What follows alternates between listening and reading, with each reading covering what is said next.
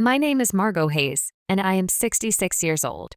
What I'm about to tell you changed my entire life. The quietest, most painful day I have ever lived was the funeral of my husband, Ernest. I was standing beside his grave, saying goodbye to the man I loved for 42 years, when I got a text message from an unknown number. The message said, "I'm alive." That's not me in the casket. My hands started shaking. I answered, "Who are you?" The reply came right away. "I can't say. They're watching. Don't trust our sons." In that moment, I felt my heart split in two. I slowly turned and looked at Charles and Henry, our sons, standing by the casket. Their faces were serious, but something felt wrong. The sadness looked fake. Their hugs felt cold. I knew something was off, but I didn't yet understand how dark it really was. Ernest and I had a long life together. I met him when I was 24 in Spring Creek. I was cleaning houses to take care of my sick mother, and he worked in a small bicycle repair shop that his father left to him. We were poor, but we were happy. He had grease on his hands, a shy smile, and a gentle voice. One morning, he stepped out of his shop and said, "Good morning, Margot. Need me to look at your bike?" I didn't even have a bike, but I made something up just so I could keep talking to him. That first conversation turned into long afternoons together under the old oak tree in Town Square Park. Those afternoons turned into promises. Those promises turned into a small, simple wedding. The first years of marriage were not easy. We lived in a 2-bedroom house with a tin roof. When it rained, we had to put pots all over the floor to catch the leaks. Ernest worked from sunrise to sunset at the shop. I sewed clothes for women in town. But we were happy because we had each other. Then our sons were born. Charles first, with Ernest's big eyes and my smile. 2 years later, Henry. I gave them everything. My time, my energy, my health, my sleep. Ernest was a loving father. He took them fishing on Sundays, taught them how to fix things, told them bedtime stories. I cooked for them, held them when they cried, and thought to myself, this is what a good life is. But children grow, and sometimes when they grow, they turn into people you don't recognize. Charles was always ambitious. Even as a kid, he would ask, "Why don't we have a car like other families?" Henry followed him in everything. When Charles turned 18, Ernest offered him a job in the shop, and Charles said, "I don't want to get my hands dirty like you, Dad. I'm going to be someone important." Those words hurt Ernest more than he ever admitted. Charles eventually got a job in real estate in the city. Henry followed soon after. They started making good money. At first, I was proud. I thought, we did it. Our boys made it out of poverty. But pride slowly turned into sadness. They stopped visiting. They stopped calling. When they did come, they arrived in expensive suits and fancy cars. They looked around our house like they were embarrassed by it. Charles once told me, "Mom, you and Dad should move somewhere better. This house is falling apart." He was right about the condition, but not about the heart of that house. That house held our entire life together. Every birthday, every Christmas, every argument, every hug. To us, it was priceless. To them, it was trash. Ernest warned me.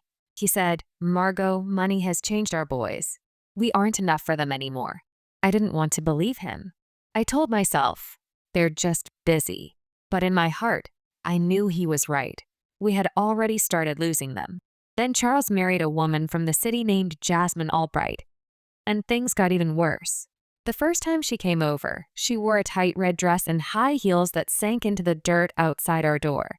She barely touched my hand when she said, "Nice to meet you." She looked around our living room like she was walking through a trash dump. At dinner, she barely ate. Charles kept whispering to her, saying, "Next time we'll just take them out to a restaurant," like he was ashamed of my cooking. I heard every word. Henry stayed single, but he copied Charles' new cold attitude. He would show up for holidays, pretend to care for an hour or two, and then leave, always saying, "I have an early meeting, Mom."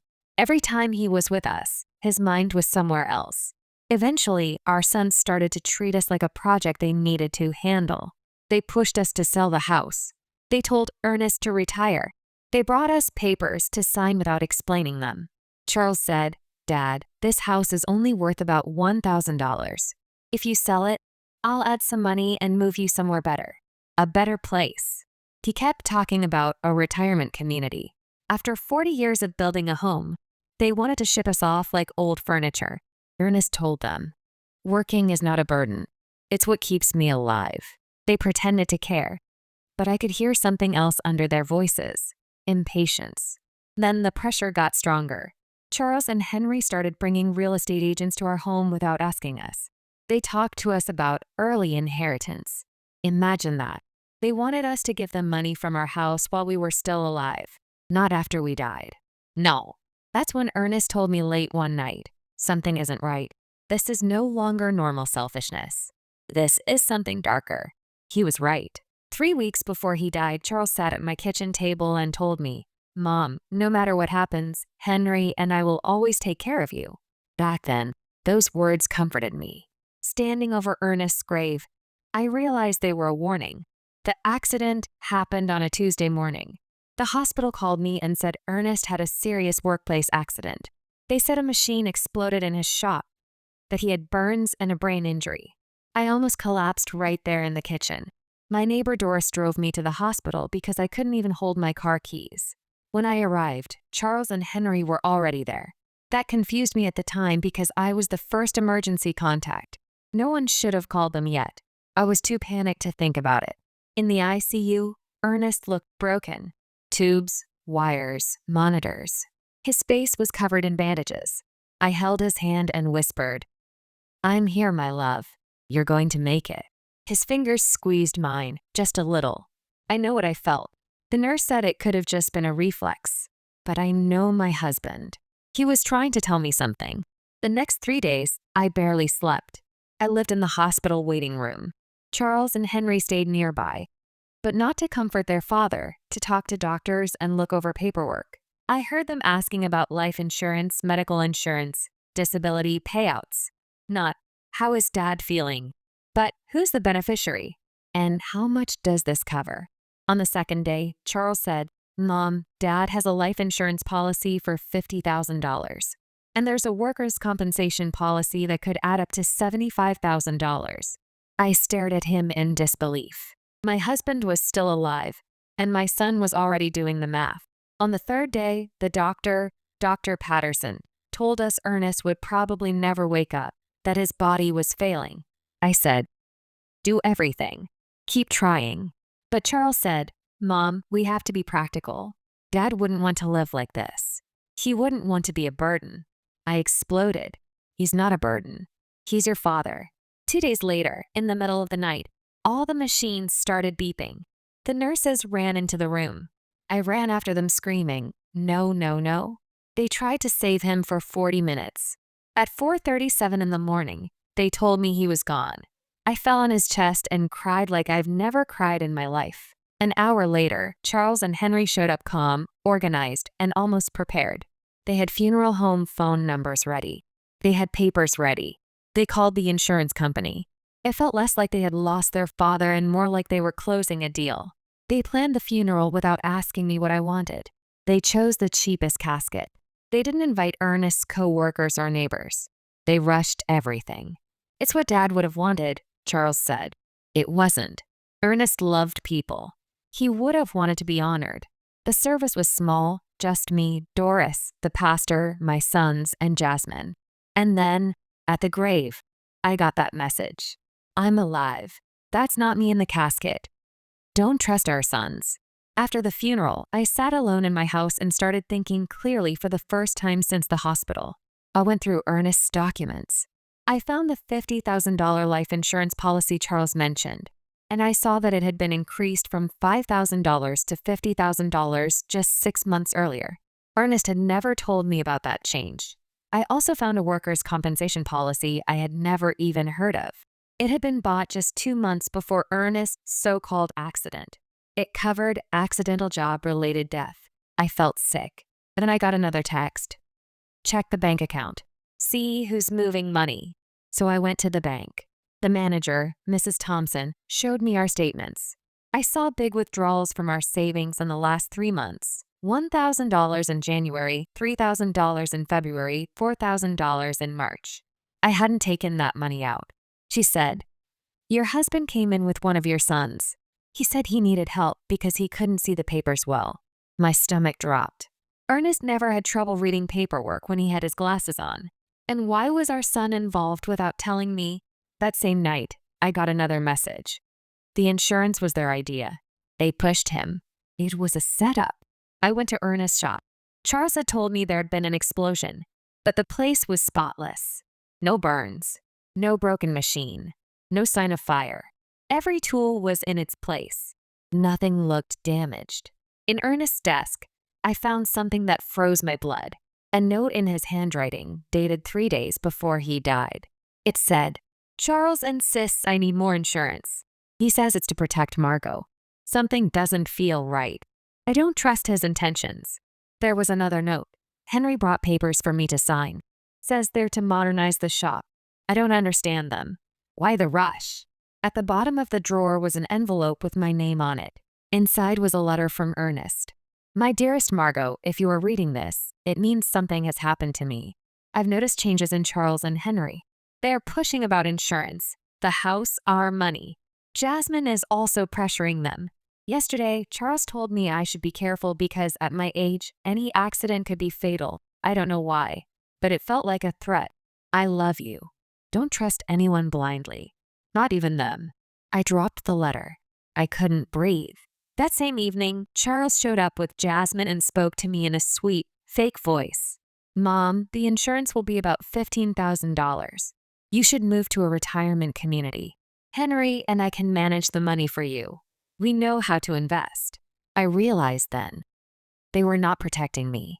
They were planning to control me or get rid of me. That night another message came through. "Go to the police station tomorrow.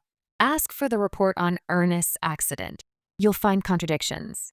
So I went. I asked the officer, Sergeant O'Connell, for the accident report from the supposed machine explosion. He looked confused and said, "What accident, Mrs. Hayes?" He checked the system and told me, "There is no report of any work accident or explosion at Ernest's shop." I said, "But the hospital said." He stopped me. "Mrs. Hayes, according to the hospital intake record, your husband came in with symptoms of poisoning. Severe methanol poisoning. Methanol. Not a fall. Not a machine. Not burns from an explosion. Poison." And then he told me something that nearly made me collapse. He said, "Your sons asked the hospital to keep that detail confidential. They said you were too emotional to hear technical information." That was the moment I knew the truth. My sons poisoned their father. They then lied to me. They lied to the police. They made funeral plans in a hurry. They tried to get control of our house, our money, and even my independence. And they weren't finished. The messages kept coming. Don't eat or drink anything they give you. The next day, Charles and Henry arrived at my house with Jasmine. They brought pastries and special coffee. They were overly sweet. Fake concern. Fake worry. Fake love. "Mom, we are really worried about you. We talked to a doctor, and he thinks you're becoming paranoid. We think you need supervised care. Somewhere safe, with medical staff. We can handle the money for you." They told me if I didn't cooperate, they would go to a judge and have me declared mentally incompetent. They said they already had a doctor's note calling me unstable. A doctor I had never even met had signed something saying I was mentally unfit. They wanted to lock me away, sell my house, and control the money. After they left, I got one more message. "Margot, this is Stephen Callahan, private investigator. Ernest hired me 3 weeks before he died. I have proof your sons poisoned him. I have recordings. Meet me tomorrow at 3 o'clock in the afternoon at the corner cafe. Sit in the back." The next day at 3, a man in his 50s sat across from me with a folder. "I'm Stephen," he said. "Ernest hired me because he was afraid of your sons." He pressed play on a recorder. I heard Ernest's voice. "If something happens to me, it won't be an accident. Charles and Henry keep pushing me to raise my life insurance. Henry keeps asking what time I eat breakfast. Charles brought me vitamins for my coffee." Then Stephen played Charles' voice. "We can't wait any longer. The old man is starting to suspect. I already got the methanol. It looks like a heart attack or stroke. Mom will be too destroyed to notice anything." Then Henry's voice. "It's all ready. Tomorrow Charles is putting the methanol in Dad's coffee. We told him it's a supplement. He'll drink it. After that, he'll get confused and he'll lose his vision, have seizures, coma. By the time they figure out it's poison, it'll be too late. I broke down crying in the cafe. I could barely breathe. My sons murdered my husband slowly, quietly, and on purpose. They poisoned him in the morning like he was nothing, like he wasn't their father, like he wasn't my entire world. Stephen showed me more evidence. Photos of Charles buying methanol at a hardware store 30 minutes from town, paying cash, using a fake name. Financial records showing Charles owed $70,000 and Henry owed $40,000. They were drowning in debt. They wanted fast money. Ernest's insurance was their way out. Then Stephen looked me in the eyes and said something that shook me to my core. They were planning to kill you next. He played another recording. Charles said, "After we get Dad's payout, we have to get rid of Mom too. We'll make it look like she couldn't live without Dad. Depressed widow. Everyone will believe it. Then we get everything. The house, the insurance, the savings. Almost $200,000 total." I felt physically sick. I realized I was sitting between two choices. Stay quiet and end up dead, or fight and lose my sons forever. I chose to fight. That night, Stephen and I went straight to the police. We brought everything. The recordings, the photographs, the bank documents, the proof of forged withdrawals, Ernest's medical record showing methanol, the notes Ernest had written, and the so-called accident story that never happened. Sergeant O'Connell listened to every file. He called the district attorney. Warrants were approved. At dawn, they arrested both of my sons. Charles tried to deny it when the police played the recordings for him. Henry tried to run out the back door and had to be chased down the street. Jasmine came to me after the arrests, crying and begging me to drop the charges. "Please think of the family," she said. "The family died," I told her, "the day my husband was poisoned for money." 3 days later, Ernest's body was exhumed. The lab confirmed lethal levels of methanol, enough to damage his brain, blind him, and eventually kill him. The story spread all over town. People called it the cruelest crime of the decade. The doctor who signed the fake death certificate was also arrested. He had been paid $5,000 to change the cause of death. After 2 months of legal work, the trial began. The courtroom was full. Reporters came. Neighbors came. People who had known Ernest for 40 years sat in silence and cried when they heard the recordings. I testified. I told the jury how we raised those boys, how we worked ourselves to the bone so they wouldn't grow up hungry, how we loved them with everything we had. I said, I never imagined the love we gave them would become the reason for Ernest's death. The prosecutor played the audio of Charles and Henry calmly discussing how to poison their own father, and later, how to get rid of Mom. People gasped. Some had to leave the room. It was almost too cold to believe. The jury took 6 hours. The verdict was read. Guilty of first-degree murder of Ernest Hayes. Guilty of conspiracy to commit murder against me. The judge sentenced both Charles and Henry to life in prison, with no chance of parole for 30 years. When I heard that, I felt something I had not felt since Ernest died. Relief. After the sentencing, Doris hugged me and whispered, "Margot, now Ernest can rest." But the story didn't end in that courtroom. 6 months later, I got a letter from prison. It was from Charles. "Mom, I don't deserve forgiveness, but I have to say this. The money and the debts blinded us. We became monsters. We destroyed our family for $5,000 we didn't even enjoy. I can't live with what we did. By the time you read this, I'll be gone. Tell Dad I'm sorry." The next day, Charles was found hanging in his cell.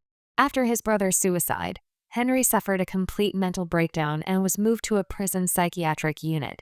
The doctors say he wakes up screaming at night, saying Ernest is in the room asking him why. Years passed. Today, I am 71. My hair is fully white now. My friend Doris says I finally have peace in my eyes. I still live in the same house Ernest and I built our life in. I painted the walls a warm yellow, his favorite color. I turned his old repair shop into a flower garden. Red roses, white carnations, sunflowers pointing toward the sun. I used the life insurance money, blood money, to start something called the Ernest Hayes Foundation for Victims of Family Crimes. We help people whose own relatives try to hurt or exploit them. We pay for private investigators. We pay for legal help. We pay for therapy. A woman named Eleanor came to us 6 months ago. She believed her brother killed their mother for inheritance. We helped her. Her brother is now in prison. She hugged me in tears and said, Ernest, Hayes, you saved my life. I would never have had the courage if you hadn't had the courage first. That was the moment I realized. Ernest's death did not end with suffering. It created something that protects other people. Spring Creek still talks about our case. Some people call me a hero. Some people call me the woman who sent her own sons to prison. I don't care what they call me. I care about the truth. On Sundays, I bring flowers to Ernest's grave. His headstone says, Beloved husband, betrayed father, honorable man. His love was stronger than his death. I sit there and I talk to him. I tell him about the people we've helped. I tell him about the letters we receive. I tell him about Stephen, who still visits me every Wednesday and drinks coffee with me on the porch. Stephen became family to me, not by blood, by loyalty. People sometimes ask, do you miss your sons? My answer is this. I miss the little boys they used to be. I do not miss the men they chose to become. Blood alone does not make someone family. Love does. Respect does. Safety does. I kept my promise to Ernest. I found the truth. I demanded justice. I turned our pain into protection for others. My husband's death was not for nothing. Did you like my story? Tell me which city you're listening from in the comments. And if you enjoyed this story and want more true life stories like this, you can support me with a super thanks. I appreciate you so much. Your support helps me keep telling these stories. On the screen right now, you'll see 2 more real-life stories I think you'll love. There is so much more waiting on my channel. Make sure you're subscribed, and I'll see you in the next story.